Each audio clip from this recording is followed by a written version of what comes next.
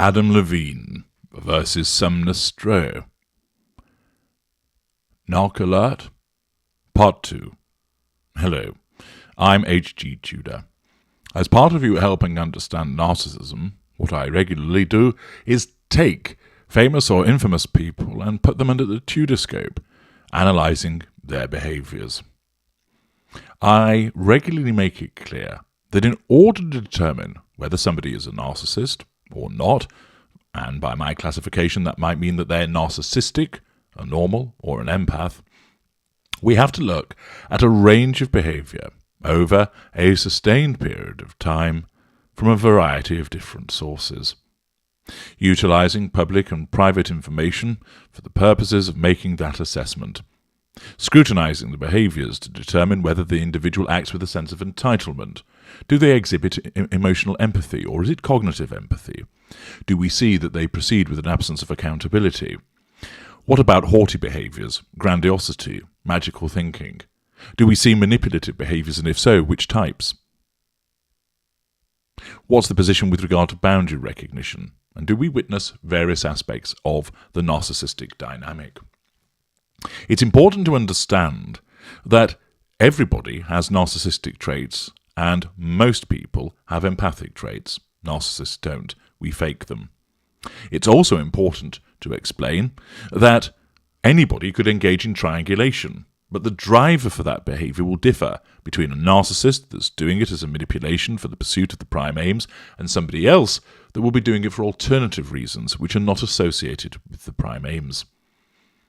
In a very simple way, everybody could physically assault somebody else, but the driver behind that will differ dependent on the type of person that you're dealing with. And this is why, as I've made very clear, you can't determine from one behaviour alone whether somebody is a narcissist or not. Instead, you look at their behaviour over a period of time, scrutinising that evidence to make a determination, and once that determination's been made, you can thereafter interpret their ongoing behaviours, actions, responses and reactions through the relevant prism. So, for instance, with Harry's wife, many years ago, I analysed a wealth of material, a wealth of evidence to make a determination that she is a narcissist, and thereafter I've continued with my vastly popular series explaining what she is and why she does as she does through the prism of her narcissism. In relation to Jada Pinkett Smith, I did the same, and also with regard to Will Smith, identifying that he's not a narcissist, and explained why. You can access all of the videos about those people on this very channel, and I'd encourage you to do so. There are many people who've been put under the Tudorscope. Boris Johnson, Donald Trump, Joe Biden, Kevin Spacey, Taylor Swift, Jada Pinkett Smith as mentioned, Amber Heard, of course, and many others. Brian Laundrie, Chris Watts, Oscar Pistorius, ranging from politicians to pop stars to business people to ordinary people who've engaged in criminal activity. The Tudorscope is a very useful device for making those determinations and also enabling you to understand about narcissism. It's also important to make mention of the fact that when I go through this, behaviours could be interpreted one way or the other, and I will raise those points to enable that your critical thinking is applied in considering it could be this or it could be that, before ultimately a conclusion is drawn and the reasons explained. I'm going to start off with scrutinising the more famous of this duo, Adam Levine. Adam Levine was born on the March 18th, 1979, and he's an American singer, songwriter, and musician. That demonstrates certain somatic and cerebral traits, if he's a narcissist with regard to Cadra.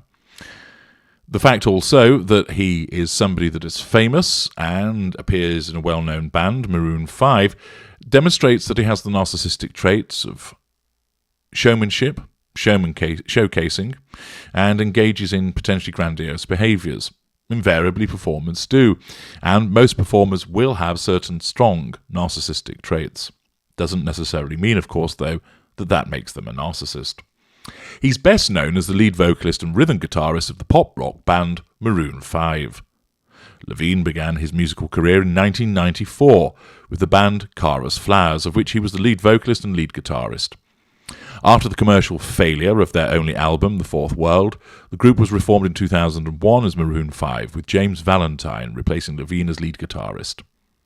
In 2002, they released their first album, Songs About Jane, which went multi-platinum in the United States. Since then, they have released 6 more albums, all sounding the same. It Won't Be Soon Before Long, 2007, Hands All Over, 2010, Overexposed, 2012, 5, 2014, Red Pill Blues, 2017, and Geordie, 2021. As part of Maroon 5, Levine has received multiple accolades, including 3 Grammy Awards. This demonstrates a level of success and apparent talent with regard to being able to sing, play musical instruments, and write songs. There is recognition there.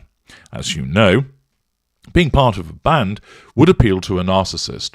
It would allow the assertion of control over many, many people, both in terms of potentially finding primary sources, multiple secondary sources, and millions of tertiary sources. It allows, of course, the drawing of fuel from all of those sources, character trait acquisition by interaction with lots of different people, and, of course, residual benefits, access to privilege, access to networks, wealth, status, and quite possibly also with that facade management. From 2011 to 2019, Levine was a coach on NBC's reality talent show The Voice. The winners of seasons 1, 5, and 9 belong to his team. In 2012, Levine made his acting debut as recurring character Leo Morrison in the 2nd season of the television series American Horror Story. Levine also appeared in the films Begin Again, Popstar, Never Stop Stopping, Fun Mom Dinner, and The Clapper. Levine launched his eponymous fragrance line in 2013. The same year, he collaborated with Kmart and ShopYourWay.com to develop his menswear collection.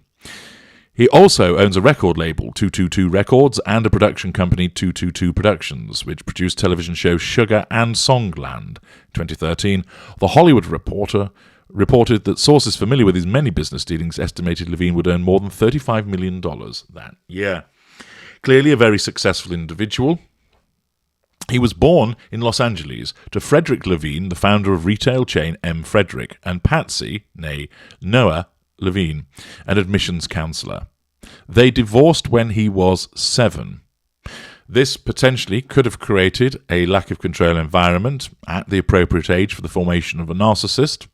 Furthermore, the backdrop to what created that narcissist, or rather that divorce, may well have been a sustained lack of control environment.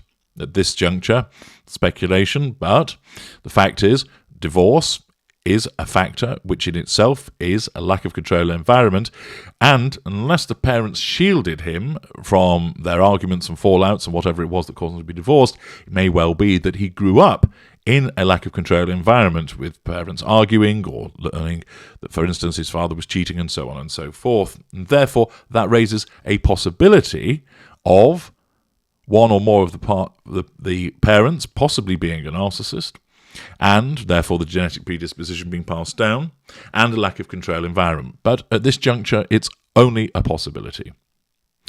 Growing up, he spent weekdays with his mother and weekends with his father. He has a brother Michael, 2 half-siblings, Sam and Lisa Levine, and stepsister Julia Bartolf-Milne. Levine's father and maternal grandfather were Jewish, while his maternal grandmother was a Protestant. Levine considers himself Jewish. However, according to the Jewish Chronicle, he is spiritual but not religious. He chose not to have a bar mitzvah as a child because of the custom of receiving bar mitzvah gifts, explaining, "I felt as though a lot of kids were trying to cash in. I just don't think it's the most respectful way to deal with God and beliefs and years and years and years of cultural heritage." That may well demonstrate humility and emotional empathy. Levine describes his family as very musical and credits his mother with starting me out on the path. He also attributes his mother's idols, Simon and Garfunkel, Fleetwood Mac, and the Beatles, to shaping his musical style. Levine was never exactly a starving artist. In fact, he had a more glamorous childhood than even his biggest fans might suspect. He has his own menswear line at Kmart, and the fashion bug was passed down from his father's side of the family. His father is Fred Levine, who along with his sister founded the retail chain M. Frederick. The family-founded company has been in business for 35 years and operates a series of boutiques throughout Southern California. including locations in Beverly Hills, Calabasas, and Malibu. As a boy, Levine attended the Brentwood School, a private institution in California. Demonstrates that he had a privileged upbringing. Quite possibly, this might be the case, that he had a lack of control environment that was gilded, whereby everything was offered to him on a plate. People report that while there, the 37-year-old met his soon-to-be bandmates Jesse Carmichael and Mickey Madden and Ryan Dusick. According to Newsday, he also attended classes with other celebrities, like friend Jason Segel. Getting into this school is no small feat, apparently. According to the school's website, a year's tuition will cost parents over $30,000, and that doesn't include assorted fees, books, or anything else required. Levine talks about being shy when he was younger, but there's no question he showed musical talent early on. He honed his gifts at the French Woods Festival of the Performing Arts, hosted in New York, and later said the experience changed his life. The French Woods website lists the current price for a camp session as ranging anywhere from $900 to $12,000.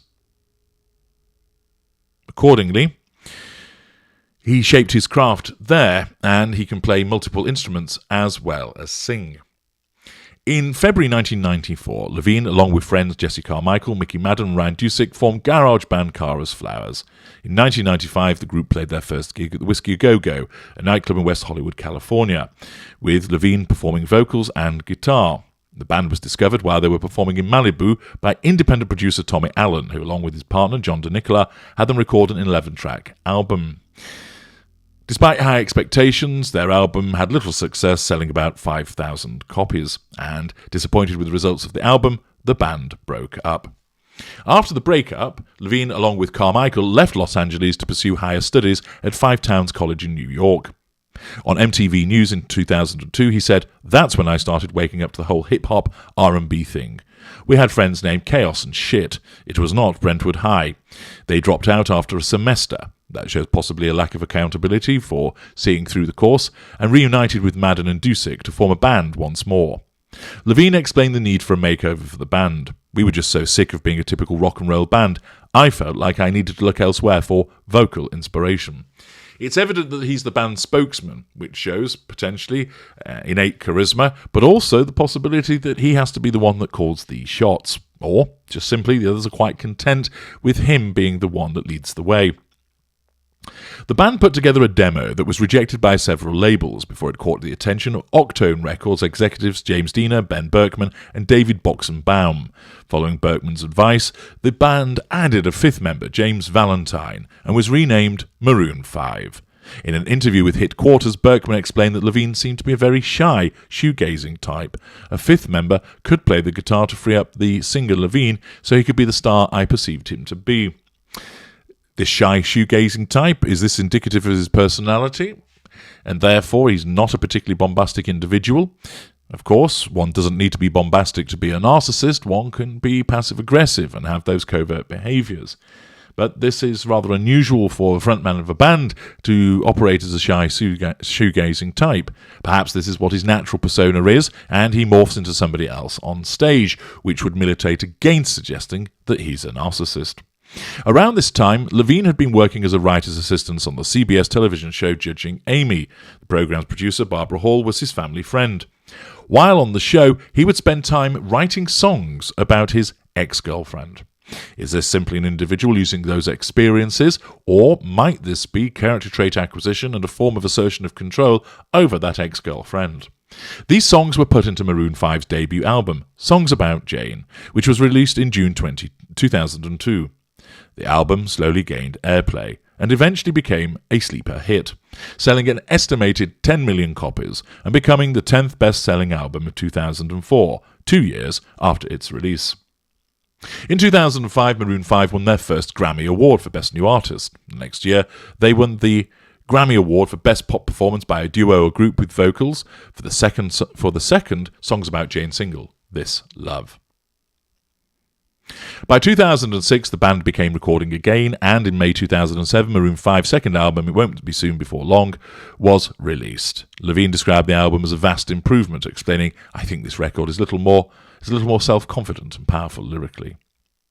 After winding down from a world tour in support of It Won't Be Soon Before Long, the band began recording in Switzerland in 2009. In 2010, Maroon 5 released their third studio album, Hands All Over. The album did not initially meet expectations. In an interview with Los Angeles Times, Levine explained that the album suffered from being all these disparate ideas and songs that didn't make any sense together. After the moderate success of the album's first 3 singles, the band released Moves Like Jagger, which Levine classified as one of those songs which is definitely a risk. It's a bold statement.